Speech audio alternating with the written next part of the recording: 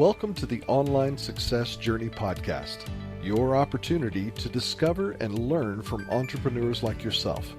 This is not your typical podcast, but a place where you can get the real story and find out how real people encounter speed bumps and detours, but journey through to find success. Now here's your host for the Online Success Journey Podcast, Patience. Hello everyone and welcome to Online Success Journey. This is episode 378 and you'll want to subscribe right now and ensure you never miss a journey. The entrepreneurs that join me each week reveal the steps they took on their journey to success, and these steps reveal a path you can take as well. Today we have Yong-Soo Chung, a serial entrepreneur who founded an e-commerce brand called Urban EDC in 2015. His mission is to impact 1 million entrepreneurs through his new venture. First Class Founders, a weekly podcast sharing his lessons on building sustainable, bootstrapped company to 8-figure in annual revenue. Hello, Yong-Soo. Hello, Patience. Thanks so much for having me on. Thank you for coming. My audience are excited to hear your story. Just start by telling us one thing we are going to learn from you today that will help us on our journey to success.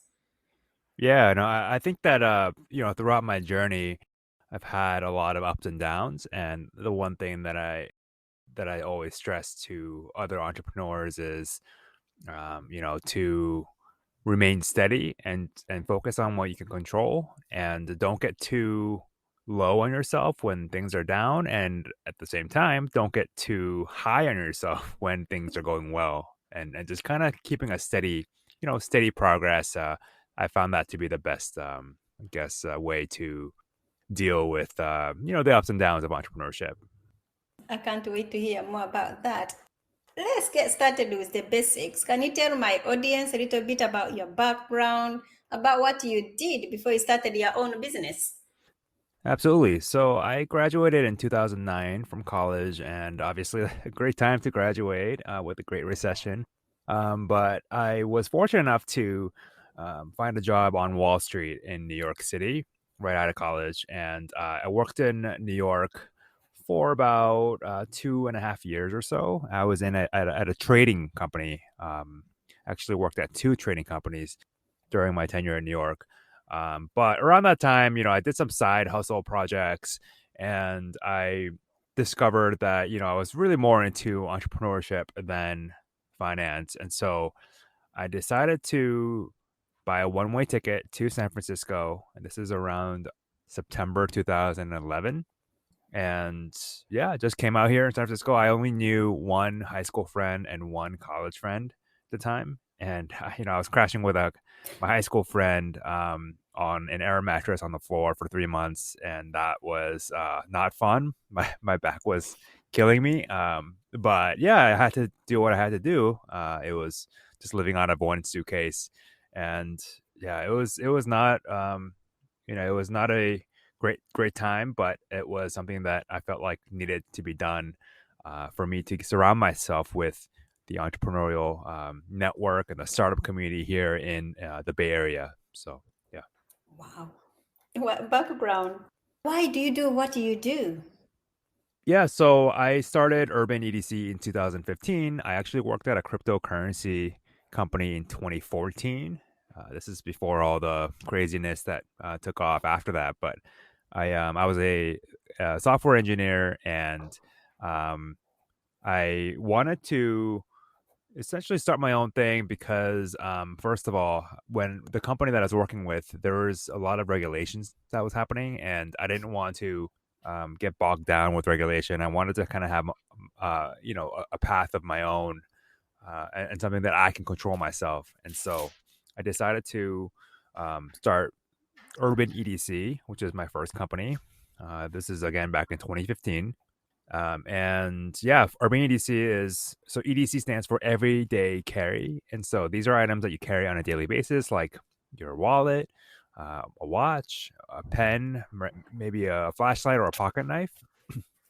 And so these items that you carry on a daily basis is really interesting because you can see that within the community, like people carry different things for different purposes, but also they carry almost like, coins and things like that as like good luck charms. And so there's a lot of personality that can be shown through things that you carry with you on a daily basis. And so yeah, I tapped into that community, launching the for my first company in 2015, and then right around 2017, we actually brought home a French bulldog, my wife and I, and we started posting things online, videos and such, and he actually went pretty viral on Instagram. So he now has 150,000 followers across TikTok and Instagram, and so Wow. um, my wife and I launched a dog boutique called Spotted by Humphrey, and it's a play on word of his Instagram handle, which is Spotted Humphrey.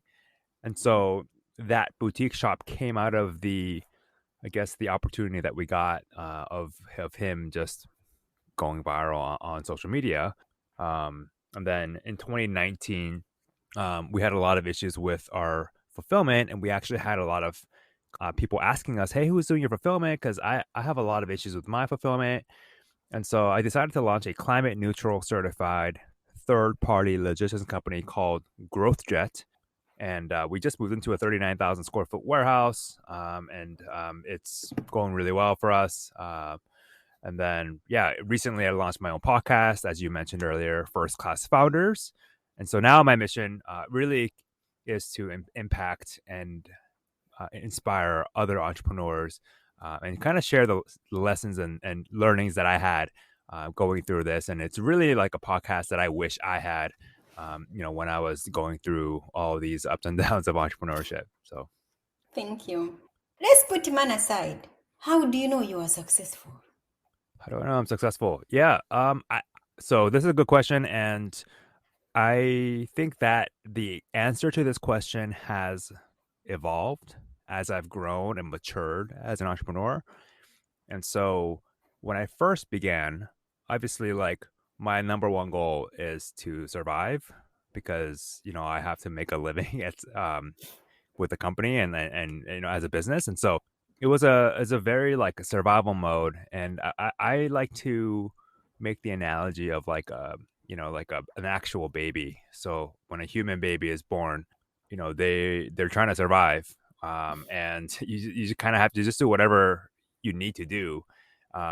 And so in a way, it does look a little bit selfish in a way, because you're serving yourself, but ultimately what happens is over time that shifts to uh, impacting others in your, I guess, so obviously your customers, you're impacting your customers in a good way. But then when you start hiring people, now you have not only yourself, but the families of those that you hired. You're responsible for their well-being. And so that responsibility is actually something that I've discovered to be quite empowering, because it's it's something that beyond yourself that you're working towards now. And so when that shift happened, I just felt really, yeah, it's a great feeling to have. And then I guess one step beyond that now is like I'm evolving and trying to develop leaders now within the company. And so, I mentioned I have 3 companies that I'm running, but um, the way that I do that is I'm not in the weeds every single day, every single moment, doing the work myself for everything. I've delegated pretty much most of my not only tasks but decision making abilities, and so my team handles all of that. And so the only way I can do that is to empower my team and develop them as leaders themselves. And yeah, that's been kind of a next step evolution of my entrepreneurial journey, is empowering others. And then kind of like now I'm trying to do that even outside my company with First Class Founders, because now I'm trying to impact other entrepreneurs and make them leaders themselves. So yeah, that's kind of the whole thing. Tell my audience about the magic moment, the day it suddenly all went right for you. There's I wouldn't say that it's like a magical moment. It's just more of like a stepwise function of tiny little signals that either your customers give you, or the market will respond very positively. And so there's always these moments For example, when we had got our French bulldog, um, a couple of these videos really took off, and that was like really, that was, I guess, quote unquote, a magical moment at that moment. But it's not a, it's a fleeting moment, so it's never a thing where you're satisfied, like, oh, this happened. Of course, you're really thankful that happened, but um, I always just see these as opportunities to leverage and to grow and build something on top. And so these moments when they come, you feel really good about them. But really, what you want to do is you want to leverage them and think, okay, what can I do now that this has happened? Like, what can I leverage? Who can I reach out to? So that next step, I think, is a really critical, important step.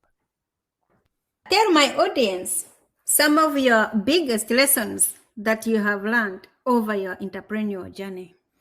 Yeah, the biggest lessons that I've learned is that you only would lose when you quit yourself. And so what I mean by that is if you give yourself a long enough time horizon where you just don't give up, at some point you will start to see breaks. And when those breaks happen, that's when these magical moments can happen for you. And so my advice is definitely be consistent and just continue to work on your craft, work on your product, work on, whatever you need to do to get your business not only up and running, but just continue to, get customers and sell and all that. Just don't give up too prematurely, because building a brand takes, in my opinion, at least 5 years. And so it takes a long time before you see results. And I see too many people just give up too early. And it's something that obviously it's, we are all impatient. It is something that we have to kind of fight through. And so give yourself a time, like, okay, I'm going to try this for 1 year and let's see what happens after that. But just don't give up before you see any results, because you will get results. Like, you will see them, but you just have to be patient enough to be able to see them, and then be able to iterate based on those results. As you mentioned, you run 3 companies and also you're podcasting inspiring entrepreneurs. But can anyone be an entrepreneur, or are some people more cut out for it than others? Yeah, so this is something I think about all the time, actually, because I have a lot of people that reach out to me, and I want to help them, and so I do think about this a lot. And the best analogy that I like to give to people is imagine being, a basketball player, and you're playing, when you're growing up, let's say in high school or college, let's say you're playing in a league, and you practice, like, I don't know, 10 hours a day, let's say, right? A lot. Let's say you practice a lot. But at a certain point, you won't be able to, like, your physical limitations will prevent you from becoming an actual, like, a professional NBA basketball player, right? So, like, in my opinion, entrepreneurship is there are certain traits that, in my opinion, are really important for entrepreneurs to have. And so these traits are like, having a long-term view, being patient, being able to intuitively know what to double down on and what to not double down on. And so there's a lot of these, like, it's almost like decision-making skills. I think a lot of that can be learned, just like on the basketball court. You can, if you play a lot, you will instinctively know, okay, like, I get the ball here, and then this other my teammate is going to be open on this corner of the court. You just kind of know, and that's kind of like court vision, right? And so I think you can definitely improve over time, and really get yourself in a position where you are, you will succeed. But in my opinion, really, it's when you hit that kind of, like, the pro level, then I think at a certain point, there is, I guess, some kind of ceiling, in my opinion.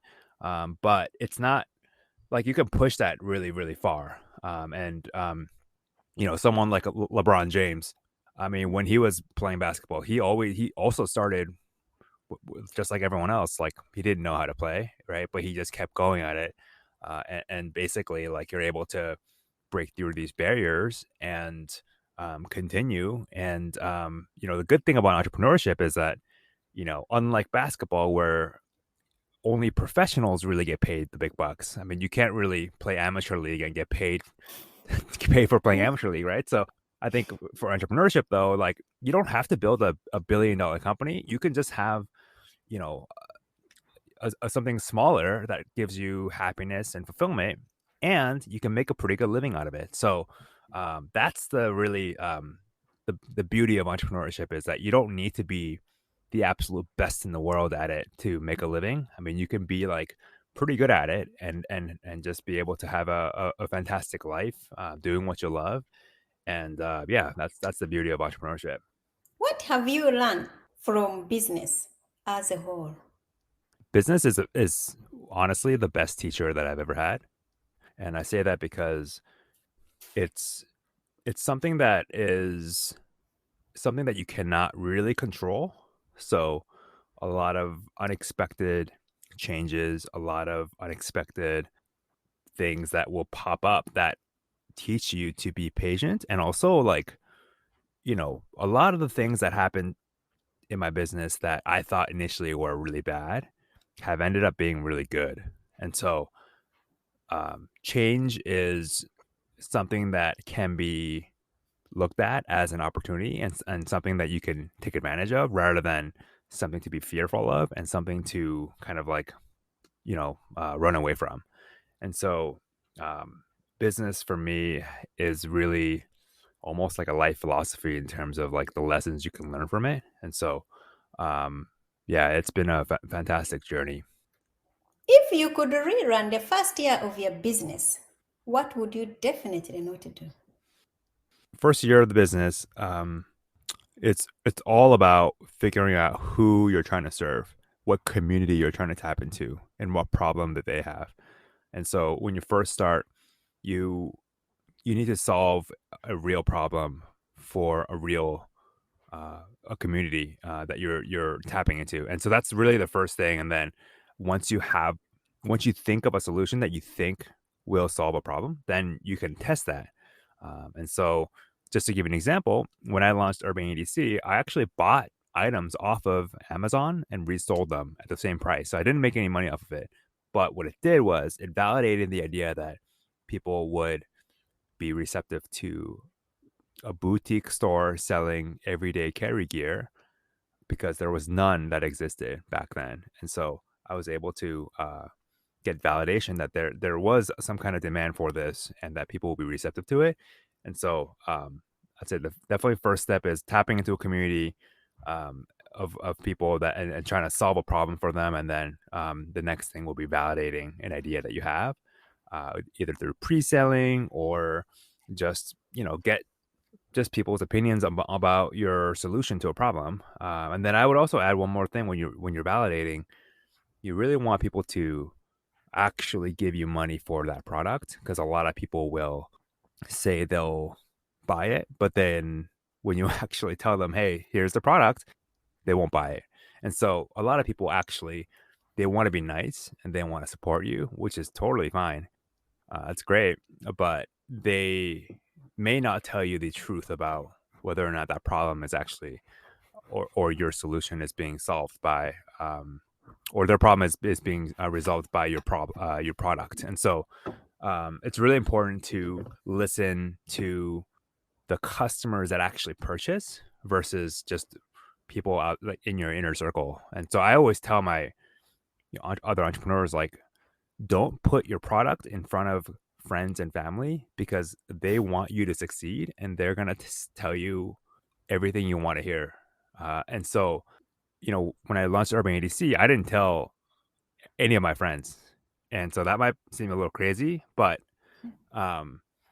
I knew that they were not my target audience, and whatever they told me to do would actually detract away from the community that I was trying to serve. And so that's another thing, is don't always rely on family and friends when you're launching a product, because ultimately they're not going to be, unless they're actually your ideal customer avatar, which is probably unlikely. Yeah, just don't rely on their feedback, because they want you to succeed, right? They're friends and family, but find actual customers who are going to be paying for your product, and then listen to them very carefully. What is one thing that has contributed to your success? One thing that I would say is just resilience. And so, yeah, you will get beaten up a little bit during your entrepreneurship, but it's really about picking yourself back up and looking at what you can learn from that, being able to, determine whether or not what happened was something that you did or you could have controlled, and then essentially just making adjustments. And so, okay, what did I learn? What can I do better next time? And then just keep going. Like, don't take it personally, and don't feel like you're a failure or whatever just because one thing didn't go your way. I mean, entrepreneurship is literally a game of of chance, in terms of like you try different things, and then some things will work, but most things will not. But all you need is that one thing to work, and then you can feed off of that, and then keep moving forward from that. So yeah. What is one thing no one knows about you? One thing that no one knows about me.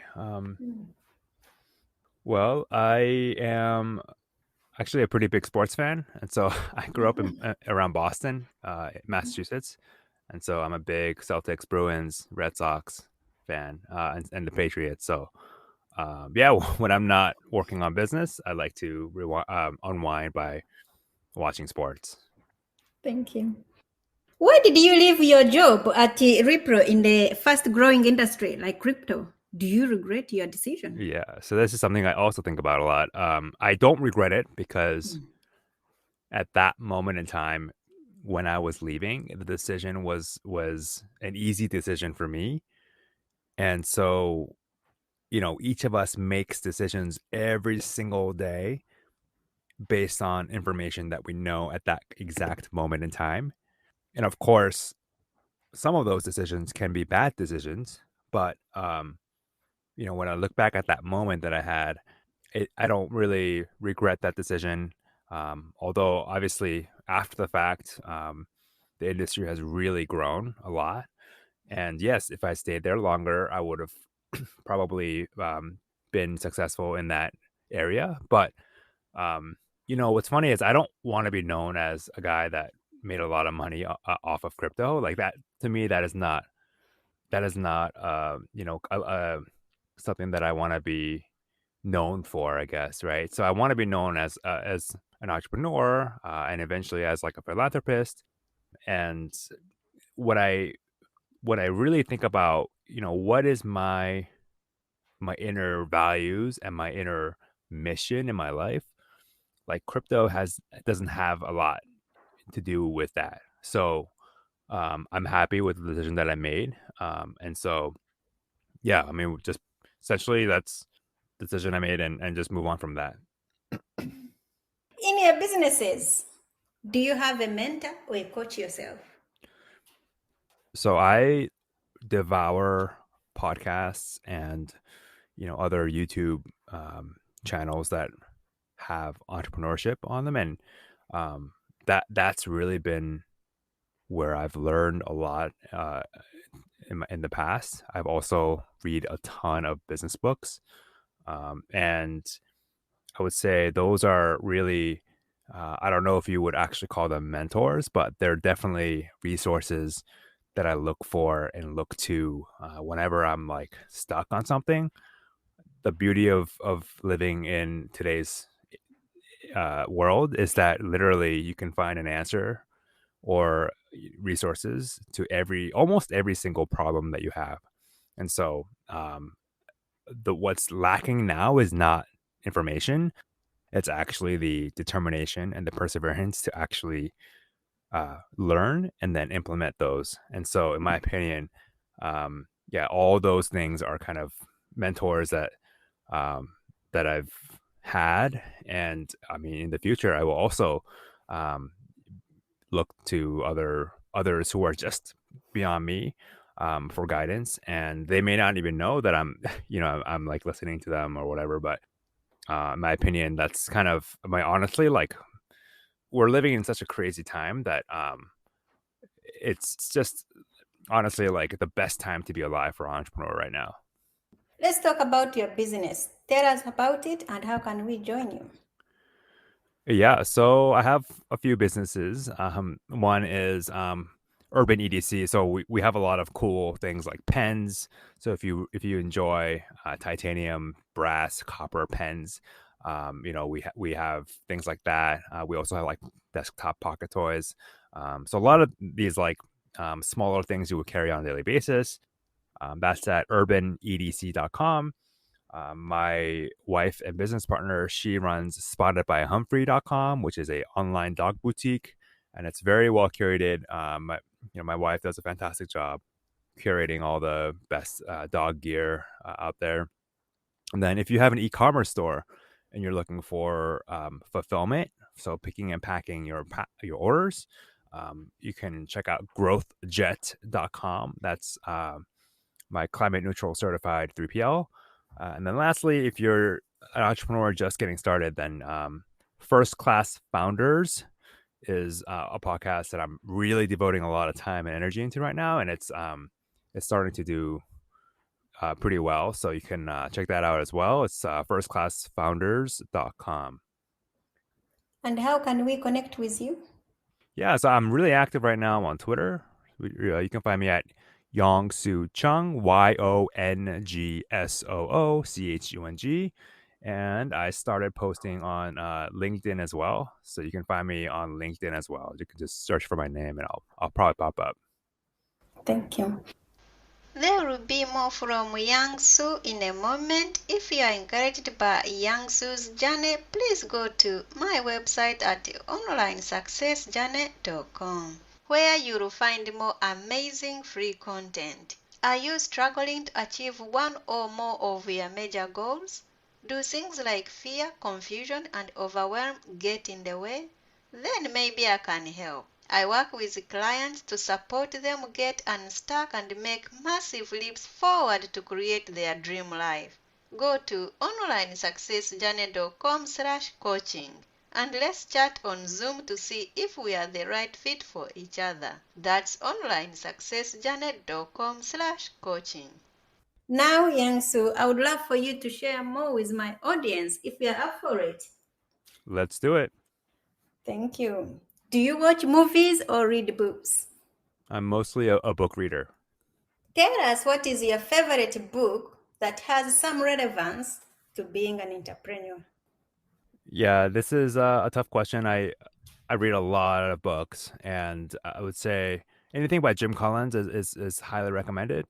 And then I also like to read timeless books, and so less books about specific tactics and more like conceptual stuff. And so there's actually a Japanese entrepreneur that I'm a huge fan of. His name is Kazuo Inamori, and he's the founder of Kyocera, which is a huge company in Japan. I always like to get ideas from outside of the Silicon Valley bubble, which is, I live in San Francisco, so it's hard to get away from that. But I always try to outside perspectives from elsewhere because, in my opinion, it's really bad when you're, in that bubble type of mentality. So yeah, those are some great options there.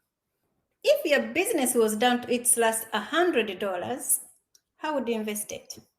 Yeah, so $100 is not a lot, and so I would definitely use that to, well, first of all, talk to potential customers. So that should be free to talk to potential customers, and then I would invest that $100 into trying to build a solution to a problem that you're talking to these people about. And so the faster you can find kind of a product market fit for your target audience, the better you are. So I guess in one word, it'd be validating a product. What encouragement have you got for my audience who are not quite there yet? Really, there's 3 steps that I like to mention. The first step is that you need to get consistent. And when I say consistent, I mean like put out content or put out, do something every single day that will move the needle for you in your business. And so once you build consistency, the second step is make that better. And so, once you start doing things on a regular basis, they're probably going to be bad in the beginning. Everyone starts that way, so it's fine. But then the second step is to learn and improve and get better at it. And so you want to slow down to speed up there. And so just study everything that you can on what you're building, and then just get better at it, right? And then the last step is to produce consistently great content. And so obviously kind of bringing those two together, at a certain point, you're going to get really good at it. And so that's kind of like when the magic happens, is when you're both consistent and the stuff you're putting out is amazing. So if you are going to keep a note to yourself in your pocket every day, what would be written on it? Never give up. Just keep going. What is your next chapter? My next chapter is going to be focused mostly on first-class founders, where I really want to impact as many entrepreneurs as I can. And I feel like I have a pretty different business philosophy than a lot of the typical startup stuff out there. And I want to be able to share that business philosophy with the world. So that's definitely going to be a big part of my future. Do you feel like you succeeded, or like you're only on the way? Success is really defined by what you determine success as. And for me, I've already succeeded. But there is always, bigger goals that I have for myself and for my employees. And so in that way, I haven't succeeded. But in my opinion, this is always going to be a constant push and pull thing. And so I always come from the angle of, okay, I've already, I'm grateful for everything we've accomplished, and I've already succeeded. So everything else is kind of like gravy on top. And so when I approach things that way, things usually work out. So yeah. Will you ever stop? I don't think so. It's something that it's in my blood. So I don't think so. Okay. Remind us how we can connect with you. Yep. You can just find me on Twitter at Yong-Soo Chung, and send me a DM. I would love to talk to you. Yong-Soo, it's been great having you here to share your online success journey with us. Thank you so much, Patience. I really enjoy being here. Thank you. Remember, success is a journey. Don't wait. Let's start the journey. Patience and Yong-Soo. This is not the end of the journey.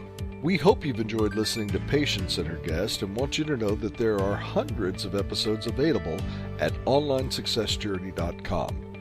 Patience would like to thank you for listening to the podcast, and she has a free gift for you on her website, including an audio compilation of her guests' best tips, uplifting stories, and even a bit of fun. Additionally, there are special clips of over 250 episodes that have never aired on the podcast and are only available to members of the Online Success Journey. Check the website and click on Join Now to get free and instant access.